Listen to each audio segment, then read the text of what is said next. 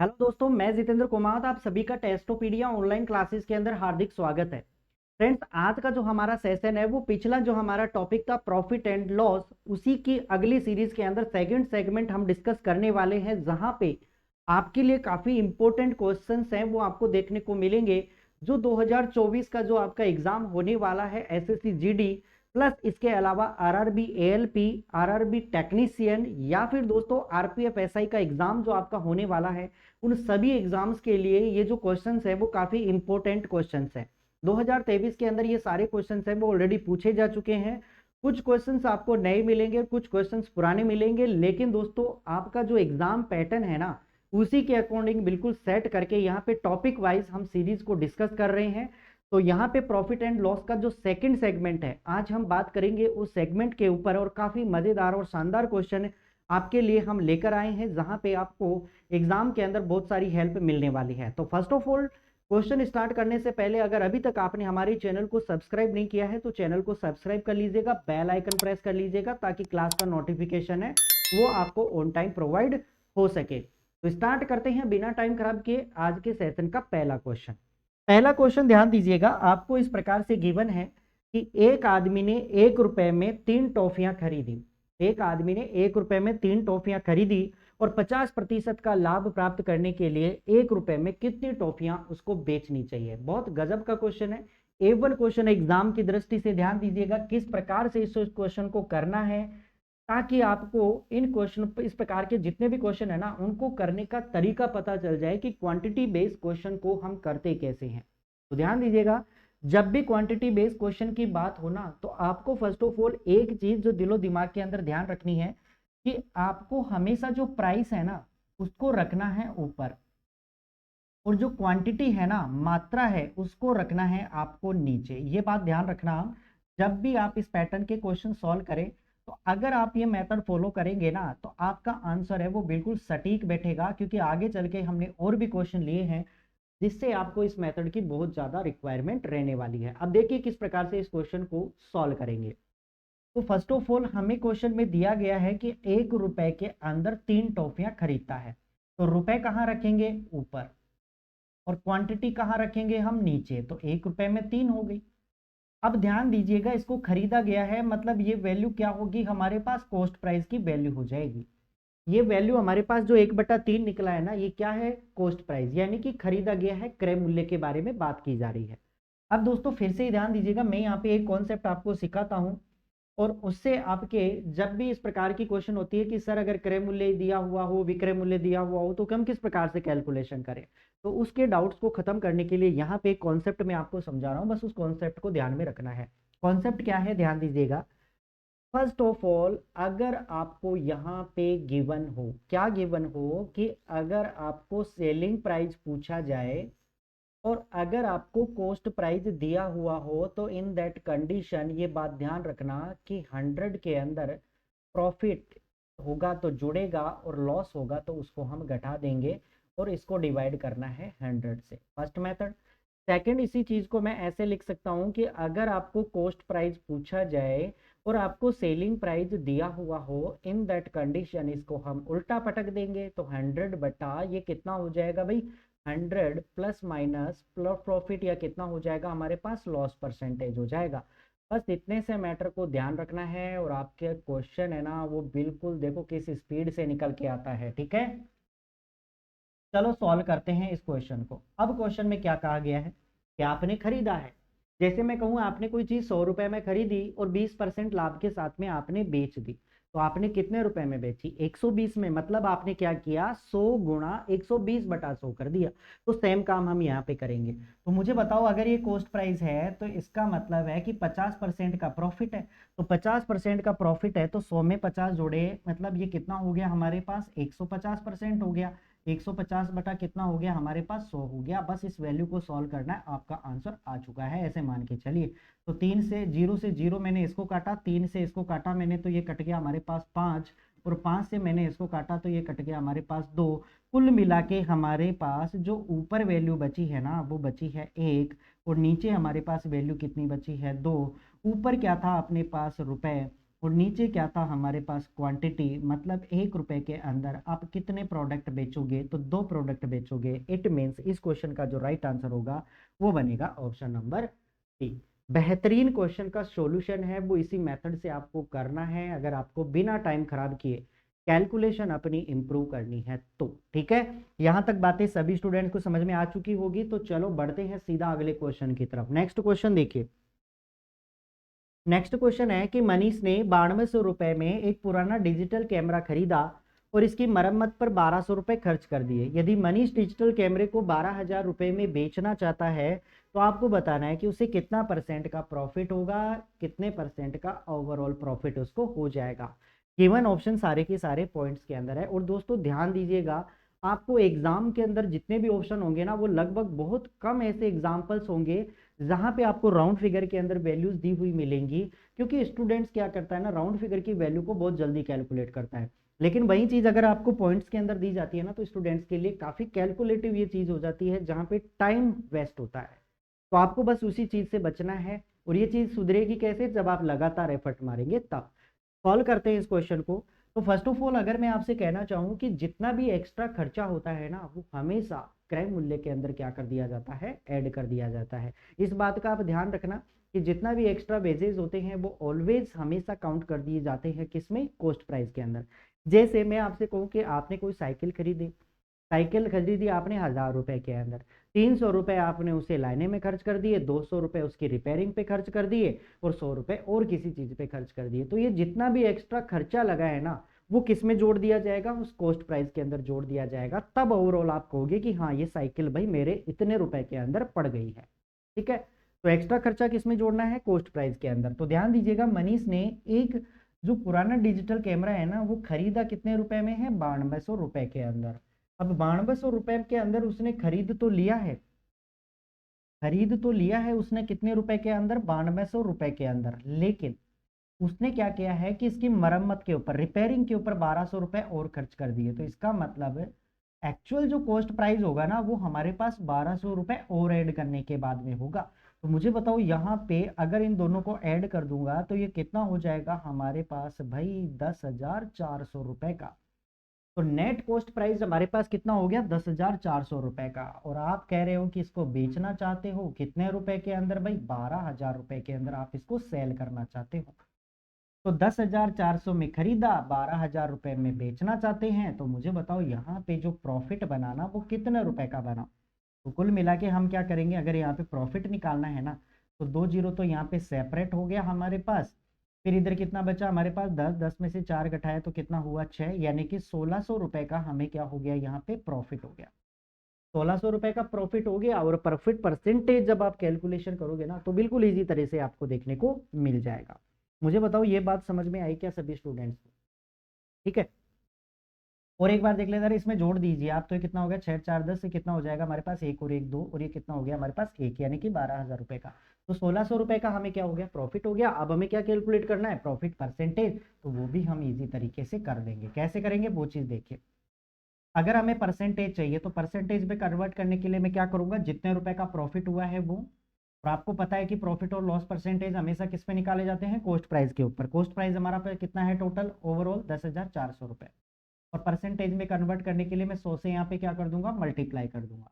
तो 2 जीरो से हमारे पास ये 2 जीरो कैंसिल आउट हो गया। ठीक है, अगर हम इसको 8 से काटेंगे ना, तो भाई 8 से तो इजी वे से कट रहा है, तो 8 से मैंने इसको काटा तो ये कितनी बार चला गया, 200 बार। और 8 से मैंने इसको काटा ना, तो ये कितनी बार चला गया भाई, 8 एकम 8, और ये कितना बच गया, 13 अंटे 104। अब 200 में कुल मिला के हमें भाग देना है किसका, 13 का। तो 200 बटा 13% हो गया। 200 बटा कितना हो गया, 13%। भाग देंगे तो ओवरऑल लगभग जो वैल्यू मेरे पास निकल के आएगी ना भाई, 13 एकम 13। तो एक तो सभी जगह आना है। ठीक है, बच गया कितना हमारे पास, 70। 70 हो गया, तो 13 पंजे 65, यानी कि लगभग 15 के नियरेस्ट जाएगा ये क्वेश्चन। तो 15.38, मतलब ऑप्शन नंबर सी इस क्वेश्चन का क्या हो जाएगा, राइट आंसर होगा। तो आपको पूरा कैलकुलेशन नहीं करना, जहां पे आपको आइडिया हो जाता है ना कि हाँ अब ये क्वेश्चन सही है, चलो तो फिर वहीं पे इस क्वेश्चन को क्या कर देते हैं, स्किप कर देते हैं। ठीक है, तो मुझे पता चला कि 200 बटा 13, यानी कि लगभग 15 के समथिंग ये जाएगी वैल्यू। तो 15 से समथिंग अपने पास केवल एक ही ऑप्शन है, ऑप्शन नंबर सी। तो ये इस क्वेश्चन का क्या बन जाएगा भाई, राइट आंसर बन जाएगा। तो ये क्वेश्चन सभी स्टूडेंट्स को समझ में आ चुका होगा। चलो बढ़ते हैं सीधा अगले क्वेश्चन की तरफ। नेक्स्ट क्वेश्चन देखिए। नेक्स्ट क्वेश्चन है कि एक व्यक्ति ने अपनी साइकिल है वो 17% हानि के ऊपर बेची। यदि उसने इसे 1056 रुपए अधिक में बेचा होता तो उसे 5% का लाभ होता। तो बताओ साइकिल का लागत मूल्य कितने रुपए का होगा। बहुत सिंपल क्वेश्चन है और मैं कहता हूं कि अगर बात की जाती है प्रॉफिट एंड लॉस के अंदर तो इससे इजी क्वेश्चन हो ही नहीं सकता किसी भी हालत के अंदर।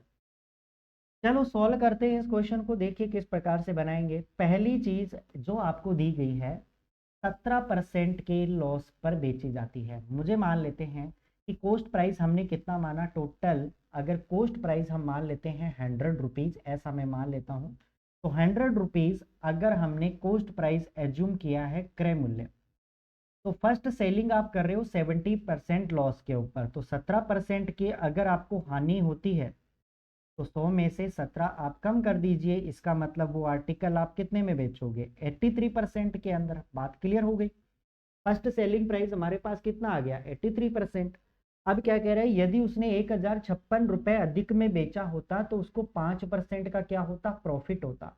तो मुझे बताओ क्रय मूल्य तो हमारे पास सेम ही है, क्रय मूल्य तो हमारे पास सेम ही है।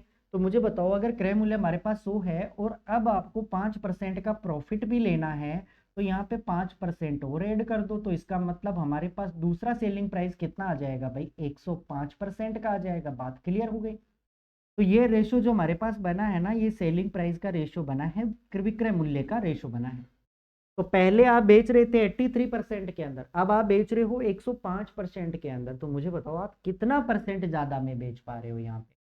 ठीक है भाई, कितना परसेंट ज्यादा में बेच रहे हो। तो 105 में से 83 हम कम कर देंगे, यानी कि 5 में से 3 घटाया, ये हमारे पास कितना बचा 2, यानी कि टोटल 22% है वो हम ज्यादा के अंदर बेच रहे हैं। बट क्वेश्चन में क्या क्या है कि भाई 22% ज्यादा में नहीं बेच रहे, आप जो बेच रहे हो वो 1056 रुपए ज्यादा के अंदर बेच रहे हो। तो कुल मिला के हमें इसकी वैल्यू निकालनी है। अब वैल्यू कैसे निकालेंगे वो चीज देखिए कि हमारे पास 22% की वैल्यू है ना, ये 1056 के बराबर है। तो ये लो मैंने लगा दिया 1056 बटा ये कितना हो जाएगा हमारे पास 22 के बराबर हो जाएगा और गुणा में कर देंगे हम 100, क्योंकि हमें ऑलरेडी कॉस्ट प्राइस हमने कितना माना है 100। तो हमें 100 की वैल्यू कैलकुलेट करनी पड़ेगी। अब देखिए इसको हम सॉल्व करते हैं। तो इसको हम सॉल्व करेंगे तो क्या ये वैल्यू 11 से एग्जैक्टली कट रही है क्या, बिल्कुल कट रही है। तो 11 से हम इसको काटा तो 11 दूना 22 हो गया। 11 से मैंने इसको काटा तो 11 9 99 हो गया। फिर 11 छीके 66 हो गया। 2 से मैंने इसको काटा तो भाई ये हो गया 2 चौके 8 और 2 अट्ठे 16। 48 को आप 100 से मल्टीप्लाई कर रहे होंगे तो इस क्वेश्चन का तो जो फाइनल रिजल्ट है ना वो बन के निकलेगा आपके पास में 4800 रुपए। बताओ बात क्लियर है क्या। चलो अब टिक मार्क कर देते हैं 4800 के ऊपर। तो 4800 आपके इस क्वेश्चन का क्या हो जाएगा राइट आंसर हो जाएगा। तो कमेंट बॉक्स के अंदर मुझे करके बताना कि ये क्वेश्चन आपको धमाकेदार लगा कि नहीं। इजी क्वेश्चन है, सिंपल क्वेश्चन है, लेकिन अगर आप इजी तरीके से बनाओगे ना तो क्वेश्चन बहुत इजी लगने लगते हैं। ठीक है, समझना है। फिर उसके बाद में आप इस क्वेश्चन को करेंगे ना तो डेफिनेटली आपकी जो मैक्सिमम क्वेरीज है ना वो फिनिश हो जाएगी। ठीक है, चलो अगले क्वेश्चन के ऊपर बढ़ते हैं। देखिए नेक्स्ट क्वेश्चन आपके सामने है कि एक व्यक्ति है वो 9,975 रुपए प्रति वस्तु के मूल्य पर दो वस्तुएं बेचता है। उसने एक वस्तु पर 5% लाभ प्राप्त किया है और दूसरी वस्तु पर 5% की हानि हुई है। तो उसे होने वाला लाभ या हानि रुपए की आपको गणना करनी है। और आपको दिया गया है profit 60 rupees, loss 50 rupees, loss 60 rupees, profit 50 rupees. बताओ कितने रुपए का हुआ। यहाँ पे कि अगर मैं कहूँ कि ये क्वेश्चन है ना काफी गजब का क्वेश्चन है। आपको इंटेलिजेंसी ब्यूरो का जो एग्जाम हुआ ना उसमें इस पैटर्न के क्वेश्चन देखने को मिलेंगे। साथ ही साथ में जो CHSL का जो आंसर की रिलीज हुई थी 2023 की, वहां पे भी ये क्वेश्चन है वो ऑलरेडी पूछा जा चुका है। तो इंपॉर्टेंट क्वेश्चन है, सेलिंग प्राइस इक्वल होती है ना उस केस का ये क्वेश्चन है। तो ध्यान दीजिएगा, यहां पे अगर मैं कहूं कि एक व्यक्ति है 9,975 रुपए प्रति वस्तु के मूल्य पर दो वस्तुएं बेचता है, मतलब हर एक वस्तु का विक्रय मूल्य हमारे पास 9,975 रुपए है। तो कुल मिला के सेलिंग प्राइस है ना भाई, ये सभी की क्या है बराबर है। अब जब सेलिंग प्राइस जब आपके पास में बराबर होना तो आपके सामने जो कॉन्सेप्ट काम में लेंगे ना वो कॉन्सेप्ट डिफरेंट डिफरेंट हो सकते हैं। कि आप इसको या तो 100 मान के एज्यूम करें, या पहला विक्रय मूल्य है दूसरा विक्रय मूल्य है, फिर आप टोटल कॉस्ट प्राइस कैलकुलेट करें। तो उस वे से आप इस क्वेश्चन को कर सकते हो। लेकिन जब आप इस क्वेश्चन को बाई फ्रैक्शन करेंगे ना तो ये क्वेश्चन आपको समझने में बेटर तरीके से आ पाएगा। देखिए कैसे करेंगे। सबसे पहले उसने कहा है कि 5% के लाभ पर, मुझे बताओ 5% का अगर मुझे प्रॉफिट निकालना है तो 5% का फ्रैक्शन वैल्यू कितना होगा 1/20, यानी कि 20 रुपए का जो प्रोडक्ट है ना भाई, 20 रुपए का जो प्रोडक्ट है ना वो आप 1 रुपए ज्यादा यानी कि 21 रुपए में सेल करोगे। ये है हमारे पास कॉस्ट प्राइस और ये है हमारे पास सेलिंग प्राइस, ठीक है। दूसरे चलते हैं यहाँ पर, दूसरा जो प्रोडक्ट है ना उस पे 5% का क्या होता है, लॉस होता है। 5% का मतलब 1/20 रुपए, यानी कि अब 20 का जो आर्टिकल है ना वो आप 1 रुपए लॉस के साथ में कितने रुपए में, 19 रुपीज के अंदर सेल करोगे, ऐसा क्वेश्चन में बताया गया है। अब जब ये सारी चीजें आपकी क्लियर हो चुकी है तो अब ध्यान दीजिएगा कि यहाँ पे क्वेश्चन में हमसे ये कहा गया है कि सेलिंग प्राइस दोनों का क्या है, इक्वल है, लेकिन हमारा सेलिंग प्राइस देखो यहाँ पे डिफरेंट है। तो हम क्या करेंगे, अकॉर्डिंग टू क्वेश्चन हम सेलिंग प्राइस को इक्वल बनाने की कोशिश करेंगे। कैसे बनाएंगे वो चीज देखिए। अगर इसको मैं 21 से मल्टीप्लाई कर दूं और इसको मैं यदि 19 से मल्टीप्लाई कर दूं तो मुझे बताओ इसका सेलिंग प्राइस और इसका सेलिंग प्राइस दोनों इक्वल हो जाएंगे कि नहीं, बिल्कुल हो जाएंगे। तो अगर मैंने इसको 19 से मल्टीप्लाई किया है ना तो इसको भी 19 से मल्टीप्लाई करना पड़ेगा, बिकॉज रेशियो को इक्वल रखने के लिए। एंड सो ऑन, अगर इसको 21 से मल्टीप्लाई किया है तो इसको भी 21 से हम मल्टीप्लाई करेंगे। अब मुझे बताओ अगर आपने इसको 21 से मल्टीप्लाई कर दिया और जब सारी बातें हमारे पास हो चुकी है तो मुझे बताओ अगर 19 को मैं 20 से मल्टीप्लाई कर दूंगा तो इसका मतलब 380 रुपए हमारे पास पहला जो प्रोडक्ट होगा ना उसका हमारे पास क्या निकल के आ जाएगा, कॉस्ट प्राइस निकल के आ जाएगा। और अगर 21 को मैंने 20 से मल्टीप्लाई कर दिया ना तो 420 रुपए हमारे पास जो दूसरा प्रोडक्ट है ना उसका हमारे पास कॉस्ट प्राइस निकल के आ जाएगा। और अगर मैं कहूँ कि टोटल कॉस्ट प्राइस कितना हुआ तो 0, 8 और 2 10, 4 और 3 7 और 1 8, यानी कि 800 रुपए हमारे पास क्या आ गया, टोटल कॉस्ट प्राइस आ गया। एंड सो ऑन, अगर मैं टोटल सेलिंग प्राइस की बात करूं तो 19 से कम 19 और ये कितना हो गया 39, यानी कि 399 इसका हो जाएगा और 399 इसका हो जाएगा। और जब मैं दोनों को ऐड करूंगा ना तो 9 और 9 कितना हो गया 18, 9 9 18 और 1 19 हो गया, 3 3 6 और 1 कितना हो गया 7, यानी कि 798 रुपए हमारे पास टोटल सेलिंग प्राइस आ गया। तो अब बात की जा रही है ना वो ये की जा रही है कि आपने खरीदा कितने में है, 800 रुपए में, आपने टोटल बेचा कितने में है, 798 रुपए के अंदर आपने इसको ओवरऑल क्या कर दिया है, बेच दिया है। अब आपको ये तो पता है कि इसमें क्या होने वाला है, लॉस रहने वाला है, ठीक है, प्रॉफिट तो होगा नहीं। तो इसका मतलब प्रॉफिट वाले जो हमारे सारे ऑप्शन है ना ये क्या हो जाएंगे, कैंसिल आउट हो जाएंगे। अब आपके पास में दो ऑप्शन बचे कि 50 रुपए का प्रॉफिट या फिर 50 रुपए का लॉस। बताओ क्या इस क्वेश्चन का राइट आंसर आपका रहेगा। रुपए में निकालना है, परसेंटेज में नहीं निकालना, क्योंकि अगर परसेंटेज में निकाल दिया होता ना तो ये क्वेश्चन बहुत इजी बन जाता। लेकिन यहाँ पे परसेंटेज की बात नहीं की जा रही है, यहाँ पे बात की जा रही है रुपए की। तो हम क्या करेंगे, यहाँ पे रुपए में कन्वर्ट कर लेंगे। अरे कन्वर्ट कर लेंगे तो कैसा कर लेंगे वो चीज देखिए आप यहाँ पे। अगर मैं इसको अगली स्लाइड के ऊपर लेकर चलूँ तो इस क्वेश्चन को अब हम देखो किस प्रकार से सॉल्व करने की कोशिश करेंगे। 800 रुपए आपके पास में कॉस्ट प्राइस है, 798 रुपए आपके पास में सेलिंग प्राइस है। तो कुल मिला के यहाँ पे बात हुई कि कॉस्ट प्राइस आपके पास में कितना है, 800 रुपए, और सेलिंग प्राइस आपके पास में कितना हो गया भाई, 798 रुपए हो गया। एक्चुअल हमारे पास जो सेलिंग प्राइस है ना वो 798 है, बट क्वेश्चन में क्या कहा गया है, क्वेश्चन में ये कहा गया है कि आपके पास में जो सेलिंग प्राइस है ना भाई वो 798 रुपए नहीं है। कितना रुपया है, कितना रुपया है, तो रुपए के लिए हम क्या करेंगे, 9,975 रुपए। तो दो प्रोडक्ट है तो इसका मतलब एक प्रोडक्ट का वैल्यू 9,975 है। तो मुझे बताओ दो प्रोडक्ट का टोटल सेलिंग प्राइस कितना हुआ। तो 5 को 2 से गुणा किया 10, 7 दूनी 14 और 1 हो गया 15, 9 दूनी 18 और 1 कितने हो गया 19, 9 दूनी 18 और 1 हो गया 19, यानी कि 19,950 रुपए हमारे पास क्या हो गया, टोटल सेलिंग प्राइस हो गया। बात क्लियर है, 19,950 है। तो मैं इसको 19,950 यहाँ पे नोट डाउन कर दूंगा, 19,950 रुपए ये हमारे पास वैल्यू है किसके बराबर, 798 के बराबर है, ठीक है। हमें क्या चाहिए, लॉस। तो मुझे बताओ यहाँ पे लॉस हो रहा है हमें को कितने रुपए का, कितने रुपए का लॉस है, 800 और 798 के बीच का लॉस कितने रुपए का है, 2 रुपए का। तो कुल मिला के मुझे वैल्यू निकालनी है इस 2 रुपए की। तो दो की मुझे वैल्यू कैलकुलेट करनी है, बस आंसर आ जाएगा। कैसे, देखिए 19,950 है, इसको हम डिवाइड करेंगे किससे, वैल्यू से 798 से हम इसको डिवाइड करेंगे और गुणा कर देंगे 2 से। तो मैं 2 से इसको काटा मैंने, तो ये 2 तिया 6 हो गया, 2 नाम 18 और 2 नाम 18 हो गया। ठीक है, अब 399 से हम इसको काटेंगे, तो मुझे बताओ क्या इसको मैं अगर 5 से मल्टीप्लाई कर देता हूँ तो 9 पंजे 45, 9 पंजे 45 और 4 49, 5 ती 15 और 4 49, बिल्कुल अगर मैंने इसको 5 से डिवाइड कर दिया ना तो ये कितने रुपए का हमें हो जाएगा, 50 रुपीज का। तो कुल मिला के हमें यहाँ पे लॉस हो रहा है कितने रुपए का भाई, 50 रुपए का। 50 रुपए का आपको क्या हो रहा है, यहाँ पे लॉस हो रहा है। और बस यही इस क्वेश्चन का क्या होगा, राइट आंसर होगा। उम्मीद करता हूँ सभी के सभी स्टूडेंट्स इस बात से सहमत हो चुके होंगे। ठीक है, इजी मेथड है। जब आप इस प्रकार के क्वेश्चन को बाई फ्रैक्शन करने की कोशिश करेंगे ना तो कैलकुलेशन भी समझ में आएगा, प्लस साथ ही साथ में उसकी लैंग्वेज भी आपको समझ में आएगी और आप कैलकुलेशन भी बेहतर तरीके से कर पाओगे।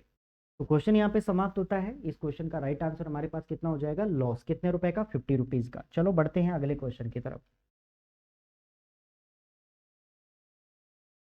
नेक्स्ट क्वेश्चन देखिए, नेक्स्ट क्वेश्चन आपके सामने है कुछ इस प्रकार से। ये भी काफी इफेक्टिव क्वेश्चन रहा है एग्जाम के लिए कि एक व्यक्ति ने एक वस्तु खरीदी और इसे 10% के लाभ पर बेच देता है। यदि उसने वस्तु को 20% कम मूल्य पर खरीदा होता और उसे 1000 रुपए अधिक में बेचा होता तो उसे 40% का क्या होता, प्रॉफिट होता।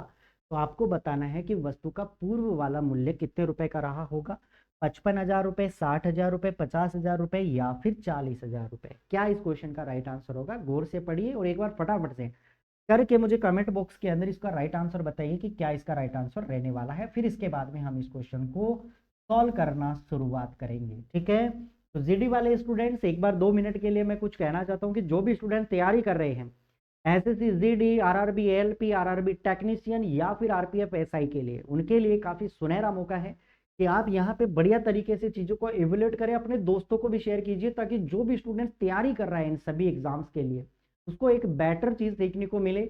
और जो भी स्टूडेंट फर्स्ट टाइम जैसे एग्जाम के अंदर इन्वॉल्व हो रहा है तो उसको थोड़ा बहुत कैलकुलेशन का नॉलेज होना चाहिए। ठीक है, तो इसके लिए आपको बहुत सारे क्वेश्चन है यहाँ पे, मैं केवल इंपॉर्टेंट क्वेश्चन के ऊपर बात कर रहा हूँ, वेस्टेज चीजें आपको एक भी यहाँ पे मैं डिस्कस नहीं करूंगा क्योंकि एग्जाम के लिए काफी क्रूशियल टाइम आपके पास में बचा हुआ है और बहुत कम टाइम है जहां पे हमें मैक्सिमम चीजें हैं वो सीखनी है और अप्लाई करनी है। शुरुआत करते हैं इस क्वेश्चन की, तो ध्यान दीजिएगा। एक व्यक्ति ने एक वस्तु खरीदी और इसे 10% के लाभ पर बेच दिया। यदि उसने वस्तु को 20% कम मूल्य पर खरीदा होता और उसे 1000 रुपए में अधिक बेचा होता तो 40% का उसको क्या मिलता, प्रॉफिट मिलता। तो हमें क्या बताना है कि स्टार्टिंग का सेलिंग प्राइस कितने रुपए का था, ये हमें बताना है। ठीक है, the earlier selling price of the article हमें कैलकुलेट करना है। चलो भाई करते हैं। देखिए, खरीदता है तो हम मान लेते हैं कि उस व्यक्ति ने जो प्रोडक्ट खरीदा होगा वो 100 रुपीज के अंदर खरीदा होगा, ऐसा मैं मान के चलता हूँ। 100 रुपीज के अंदर इसने खरीदा होगा। ठीक है, यहां तक बातें क्लियर हुई। अच्छा, 10% के लाभ पर बेच देता है। मुझे बताओ 100 में खरीदा और 10% के प्रॉफिट के साथ के अंदर इसको बेच दिया, 10% का प्रॉफिट हो गया, मतलब आपको निकालना है 110%।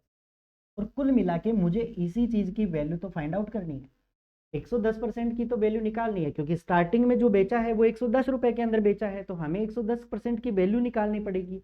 आगे चलते हैं। आगे देखिए, क्वेश्चन में कहा है कि यदि उसने वस्तु को 20% कम मूल्य पर खरीदा होता, 20% कम में खरीदा होता। पहले कितने में खरीद रहा था भाई, पहले खरीद रहा था इसको 100 रुपए के अंदर, अब क्या कह रहा है कि वो उसको 20% कम पे खरीदना चाहता है। तो 100 में अगर मैं कहूं कि अगर ये 20% कम में खरीदा गया होता तो इसका मतलब वो आर्टिकल है वो ओवरऑल कितने रुपए के अंदर खरीदा गया होता, 80 रुपए के अंदर। ये क्या हो गया हमारे पास, न्यू कॉस्ट प्राइस। न्यू हमारे पास कॉस्ट प्राइस है वो कितना निकल के आया, 80 रुपए। ठीक है, आगे देखो। और यदि 1000 रुपए अधिक में बेचा होता तो उसको 40% का क्या होता, प्रॉफिट होता। मतलब जब दोबारा उसने खरीदा 20% कम में तो उसको 40% का क्या होना है, प्रॉफिट होना है। तो मुझे बताओ 80 में यदि उसने खरीदा है और उस पर्सन को यदि 40% का प्रॉफिट चाहिए, 40% का यदि उसको लाभ चाहिए, तो मुझे बताओ उसने ये आर्टिकल यहाँ पे कितने में सेल किया होगा। तो 80 में हम 40% यानी कि 8 चौके 32, 32 इसके अंदर मैं और जोड़ दूंगा। अगर मैंने इसमें 32 और जोड़ दिया ना तो ये मेरे पास कितना बन जाएगा, 112 बन जाएगा। बताओ बात क्लियर है क्या? 112 बन जाएगा। ये हमारे पास क्या आ गया, न्यू सेलिंग प्राइस। क्या आ गया, न्यू सेलिंग प्राइस आ गया। देखो कहने का मतलब क्या है कि 40% एक्स्ट्रा, 40% लाभ पर बेच रहा है, तो 80 का 40% कितना हो गया, 32। तो 80 में 32 और ऐड कर दिया, इसका मतलब 112 रुपए के अंदर बेचेगा। अब हालात देखो क्या बन गए हमारे क्वेश्चन के। अब हमारे इस क्वेश्चन के हालात ये बन गए कि पहले आप बेच रहे थे कितने रुपए में भाई, 110 रुपए में। अब आप बेच रहे हो कितने रुपए में, 112 रुपए के अंदर। तो मुझे बताओ आप यहाँ पे कितना रुपया एक्स्ट्रा के अंदर बेच रहे हो। तो आप कहेंगे कि 110 112, मतलब गेप कितने का है, 2 रुपए का। कि आप 2 रुपए एक्स्ट्रा में बेच रहे हो, लेकिन क्वेश्चन में कहा है कि आप 2 रुपए ज्यादा में नहीं बेच रहे भाई। कितने रुपए में, 1000 रुपए के अंदर ज्यादा में बेच रहे हो। इसका मतलब 2 की वैल्यू 1000 हुई तो 1 की वैल्यू किसके बराबर हो गई भाई, 500 के बराबर हुई कि नहीं। 1 की वैल्यू 500 के बराबर हुई कि नहीं, मुझे बताओ। और हमें पूछा है कि पहले वाला विक्रय मूल्य। तो पहले वाला विक्रय मूल्य, ओल्ड सेलिंग प्राइस हमारे पास कितना था, 110। तो 110 को मैं गुणा करूंगा किससे, 500 से। तो आपका फाइनल रिजल्ट जो बन के आएगा ना, वो निकल के आ गया भाई हमारे पास कितना, 55,000 रुपए। बस यही इस क्वेश्चन का क्या होगा, इनिशियली फाइनल आंसर हो जाएगा 55,000 रुपए। ठीक है। कौन से ऑप्शन में आपको गिवन है, ऑप्शन नंबर ए के अंदर गिवन है। ये आपके इस क्वेश्चन का क्या हो जाएगा, राइट आंसर हो जाएगा। अमूमन इस क्वेश्चन के अंदर वो पूछता है कॉस्ट प्राइस के बारे में, लेकिन इस क्वेश्चन के अंदर पूछा गया है सेलिंग प्राइस के बारे में। तो ये क्वेश्चन सभी स्टूडेंट्स को एकदम क्लियर हो चुका होगा, जहां तक मेरा आइडिया है। कोई डाउट यहां तक? चलो बढ़ते हैं सीधा अगले क्वेश्चन की तरफ। नेक्स्ट क्वेश्चन देखिए। नेक्स्ट क्वेश्चन है आपके सामने कि 96 वस्तुओं को 144 रुपए में बेचने पर एक व्यक्ति को 35% की हानि होती है। 17% का लाभ कमाने के लिए 108 रुपए में कितनी वस्तुएं बेचनी पड़ेंगी। एसएससी जीडी वाले स्टूडेंट्स प्लस आरआरबी एएलपी वाले स्टूडेंट्स इस क्वेश्चन को मोस्ट एंड इंपॉर्टेंट मान के चलेंगे। बहुत गजब का क्वेश्चन है और मैं उम्मीद करता हूं कि सभी के सभी स्टूडेंट्स इस क्वेश्चन का आंसर है वो बिल्कुल विद इन सेकेंड के अंदर कैलकुलेट करके रहेंगे। ठीक है। तरीका मैंने ऑलरेडी सिखा दिया है, बस उसी तरीके को आपको फॉलो करना है। उससे इस प्रकार के क्वेश्चन है ना, वो आपके कभी भी गलत नहीं होंगे। देखिए किस प्रकार से करते हैं। 96 वस्तुओं को रुपए 144 में बेचने पर, मैंने कहा कि आपको जब भी इस प्रकार के क्वेश्चन दिखे ना, तो आपको रुपए तो रखने हैं ऊपर और आपको क्वांटिटी रखनी है कहाँ पे, नीचे रखनी है। ठीक है ना। और फिर इसके बाद में कॉस्ट प्राइस, सेलिंग प्राइस जो भी गिवन होना, उस मेथड से आप इस क्वेश्चन को निकाल सकते हो। क्लियर। तो रुपए हमारे पास कितने हैं, 96 वस्तुओं को 140, तो रुपए कितने हैं 144। तो मैंने ये रख दिया 144। अभी एक लाइन में मैं आपको इस क्वेश्चन को सॉल्व करके बताने वाला हूँ। देखिए क्वांटिटी हमारे पास कितनी है, 96, यानी कि 96 रुपए। बेचने पर ध्यान दीजिएगा, ये हमारे पास क्या है, सेलिंग प्राइस हो गया, विक्रय मूल्य हो गया। अब जब विक्रय मूल्य आपके पास में दिया हुआ है, तो ये मान के चलिए कि मुझे क्रय मूल्य निकालना है। और क्रय मूल्य निकालने के लिए मुझे क्या करना पड़ेगा भाई, प्रॉफिट और लॉस परसेंट को कहाँ रखना पड़ेगा, बॉटम, बिल्कुल नीचे रखना पड़ेगा। ठीक है। तो 35% की हानि होती है। ये लो भाई, क्रय मूल्य निकालूंगा ना, तो मैं इस पे 35% का लॉस निकाल दूंगा। और लॉस निकालने के लिए मुझे क्या करना पड़ेगा, जो लॉस परसेंट हुआ है ना, उसको रखना पड़ेगा नीचे। तो 100 बटा हमारे पास ये कितना हुआ भाई, 35% की हानि हो गई। तो इसका मतलब 65% हो जाएगा हमारे पास ये। ठीक है। अब ये वैल्यू हमारे पास क्या निकल के आ चुकी है, मुझे बताओ। ये वैल्यू हमारे पास निकल के आ चुकी है कॉस्ट प्राइस। क्या, कॉस्ट प्राइस। पहले ये सेलिंग प्राइस था, जब इसमें मैंने ये निकाल दिया तो अब ये वैल्यू क्या बन गई हमारे पास, कॉस्ट प्राइस की वैल्यू निकल के आ चुकी है। अब आपको पता है कि कॉस्ट प्राइस जब गिवन हो तो प्रॉफिट और लॉस परसेंट को कहाँ रखते हैं, बिल्कुल टॉप के ऊपर रखते हैं। तो अब हम इसको टॉप के ऊपर रखेंगे। टॉप के ऊपर रखेंगे तो देखो किस प्रकार से निकालेंगे, गुणा। आगे क्वेश्चन में कहा गया है कि 17% का लाभ कमाने के लिए कितना चाहिए, 17% का लाभ। तो मुझे बताओ, अगर क्रय मूल्य है तो प्रॉफिट परसेंटेज ऊपर आएगा, तो 117 बटा नीचे कितना हो जाएगा हमारे पास, 100 हो जाएगा। ठीक है। अब ये क्या निकल के आ गया हमारे पास, विक्रय मूल्य आ गया। क्या आ गया, विक्रय मूल्य आ गया। कमाने के लिए 108 रुपए में कितनी वस्तुएं बेचनी पड़ेंगी। बस अब इस 108 को आप यहीं पे थाम दीजिए और इसको सॉल्व कीजिए। इसको सॉल्व करेंगे ना, तो हमारा आंसर है ना, वो बिल्कुल आपका सटीक निकल के आएगा। कैसे, ध्यान दीजिए। यहाँ पे ध्यान दीजिएगा, अगर मैं बात करूँ यहाँ पे 13 पंजे 65 और 13 नाम की 117, तो 13 से इसको काटा मैंने, 13 पंजे 65 और यहाँ पे 13 नाम की 117 हो गया। ठीक है, क्लियर ये बात। अच्छा आगे और करते हैं। तो मुझे बताओ ये दोनों 12 से कट रहा है कि नहीं। तो 12 अंटे 96 हो गया, 12 8 96 और 12 से मैंने इसको काटा तो 12 एकम 12 और 12 दूना 24, यानी कि 12 टाइम हो गया। ठीक है, जितनी वैल्यू कट रही है उतनी आप काटिए। 100 से आपके सामने 100 कैंसिल आउट ऑलरेडी हो चुका है। 12 को मैंने 9 से मल्टीप्लाई किया, मतलब कुल मिला के ऊपर मेरे पास कितना हुआ 108, और नीचे 8 को मैंने 5 से गुणा किया, मतलब हमारे पास कितना आया 40। अब मुझे बताओ, जब इतनी बातें क्लियर हो चुकी है और मैंने आपको बताया कि रुपए हम कहाँ रख रहे थे ऊपर, और नीचे हम क्या रख रहे थे क्वांटिटी, और बस आपको इस क्वेश्चन के अंदर यही तो पूछा गया है कि 108 रुपए में आपने कितने आर्टिकल बेचे भाई, 40 आर्टिकल बेचे। बस इस क्वेश्चन का राइट आंसर कितना बन गया 40। ठीक है, बहुत गजब का क्वेश्चन है, A1 क्वेश्चन है, और शानदार तरीके से इस क्वेश्चन को करना है। देखो उलझाना नहीं है, कई बार आप क्वांटिटी बराबर करोगे, क्वांटिटी को हटाओगे तो उस तरीके से काफी क्वेश्चन उलझ जाएगा, तो आपको सिंपल मेथड यूज में लेना है। ठीक है, क्वेश्चन का आंसर कितना हो गया 40 रुपीज। चलो आगे बढ़ते हैं नेक्स्ट क्वेश्चन की तरफ। नेक्स्ट क्वेश्चन काफी इफेक्टिव और काफी पॉपुलर क्वेश्चन है इस दृष्टि से कि आपका जो एग्जाम होने वाला है दिल्ली पुलिस में सेम पैटर्न का क्वेश्चन पूछा जा चुका है, और ये मान के चलिए कि जीडी के अंदर ये क्वेश्चन है ना काफी इंपॉर्टेंट हो जाता है। तो बिल्कुल गजब का क्वेश्चन है, शानदार क्वेश्चन है, बैंकिंग का क्वेश्चन है। ठीक है ना, किस प्रकार से करना है वो चीज देखिए। दिल्ली पुलिस के अंदर ऑलरेडी ये क्वेश्चन पूछा जा चुका है। क्वेश्चन को पढ़िए, यदि बिक्री मूल्य 3 गुना कर दिया जाए तो लाभ कितना हो जाता है 5 गुना हो जाता है, तो आपको लाभ प्रतिशत निकालना है। अभी देखो मैं इसको बिल्कुल बेसिक से करके बताता हूं, उसके बाद में आप इस क्वेश्चन को बाय ऑप्शन हिट करके भी आप इजी और सिंपल तरीके से कर सकते हो। देखिए सॉल्व करते हैं। सबसे पहले विक्रय मूल्य और प्रॉफिट की बात की जा रही है, तो मुझे बताओ फर्स्ट ऑफ ऑल अगर मैं कहूं कि हमें प्रॉफिट कब होता है, तो प्रॉफिट तब होता है जब हम सेलिंग प्राइस में से कॉस्ट प्राइस को घटा देते हैं, तब हमें क्या निकल के आता है प्रॉफिट निकल के आ जाता है। और इस प्रॉफिट को मुझे बताओ अपन क्या लिख सकते हैं भाई, प्रॉफिट को क्या लिख सकते हैं, तो प्रॉफिट का मतलब क्या होता है selling price minus cost price, हम इसको नोट डाउन कर सकते हैं। बताओ ये बात सभी स्टूडेंट्स को क्लियर हुई। एकदम बेसिक से बता रहा हूँ, मान के चल रहा हूँ कि आप लोगों को कुछ भी नहीं आता, फिर भी मैं आपको सिखाने की कोशिश कर रहा हूँ कि इस क्वेश्चन को इस तरह से आप बना सकते हो। तो क्वेश्चन में ये कहा गया है कि यदि सेलिंग प्राइस को 3 गुना कर दिया जाए, पहला सेलिंग प्राइस हमारे पास 1 रुपया है, अब इसको क्या कर रहे हैं हम 3 गुना कर रहे हैं, मतलब 3 गुना सेलिंग प्राइस को 3 गुना कर रहे हैं, बट कॉस्ट प्राइस हमारे पास सेम रहेगा बराबर।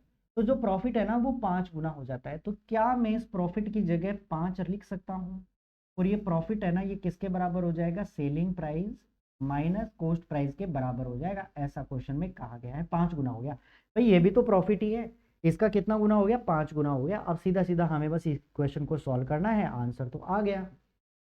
तो ध्यान दीजिएगा यहाँ पे हो गया हमारे पास 3 into selling price minus cost price, और ये बराबर हो जाएगा 5 into selling price minus 5 into cost price के बराबर हो जाएगा। अब हमें कॉस्ट प्राइस को एक साइड में रखना है, सेलिंग प्राइस को एक साइड में रखना है। देखो तो 3 को इधर लेकर जाऊंगा ना तो 2 हो जाएगा, मतलब 2 गुना क्या हो जाएगा हमारे पास सेलिंग प्राइस बराबर। अब अगर इसको इधर लेकर गए ना तो कॉस्ट प्राइस को इधर लाना पड़ेगा, तो कॉस्ट प्राइस ये माइनस का है तो इधर आकर के प्लस हो जाएगा, मतलब कुल मिला के 5 कॉस्ट प्राइस प्लस का है और एक कॉस्ट प्राइस नेगेटिव है, तो इसका मतलब हमारे पास टोटल जो 4 है वो कितना है सेलिंग प्राइस बना। क्लियर ये बात, थोड़ा और सिंप्लीफाइड कर दो तो ये 2 बार कट गया, यानी कि हमारे पास इधर जो बनाना वैल्यू, इधर सॉरी हम इसको रखेंगे कॉस्ट प्राइस। ठीक है, इधर क्या रख देंगे हम कॉस्ट प्राइस रख देंगे। अब अगर यहाँ पे मैं रेशियो कैलकुलेट करना चाहूँ ना कि हमारे पास कॉस्ट प्राइस का और सेलिंग प्राइस का रेशियो क्या बना भाई, तो कॉस्ट प्राइस का वैल्यू 1 होगा और सेलिंग प्राइस का वैल्यू हमारे पास कितना होगा 2 हो जाएगा। बताओ कितने रुपए का प्रॉफिट हुआ 1 रुपए का, आपको क्या हो गया प्रॉफिट हो गया। और प्रॉफिट परसेंटेज निकालना है ना तो 1 प्रॉफिट परसेंटेज के लिए कॉस्ट प्राइस 1 और गुना में कर देंगे हम 100, यानी कि हमारे पास रिक्वायर्ड परसेंटेज कितना आ जाएगा 100%। उम्मीद करता हूँ सभी स्टूडेंट्स को ये बात क्लियर हो चुकी होगी और ये क्वेश्चन भी सभी स्टूडेंट्स को क्लियर हो चुका होगा। काफी गजब के क्वेश्चन है वो आज के सेशन में हमने डिस्कस किए, तो फटाफट से चैनल को लाइक जरूर कर दीजिएगा, शेयर कर दीजिएगा, सब्सक्राइब कर दीजिएगा। तो इसी के साथ में आज के सेशन को हम यहाँ पे समाप्त करते हैं। मिलते हैं आपसे थर्ड सेगमेंट के अंदर प्रॉफिट एंड लॉस के, जहां पे हम अंतिम पायदान पे जितने भी इंपॉर्टेंट क्वेश्चन है उनको डिस्कस करेंगे। तो प्रॉफिट एंड लॉस का टोटल मिला के हम 3 सेगमेंट्स के अंदर इसको कंप्लीट करने की पूरी कोशिश करेंगे। ठीक है, तो बढ़ते मिलते हैं आपसे नेक्स्ट क्लास के अंदर। तो अभी के लिए इतना ही। Okay, thank you, good bye.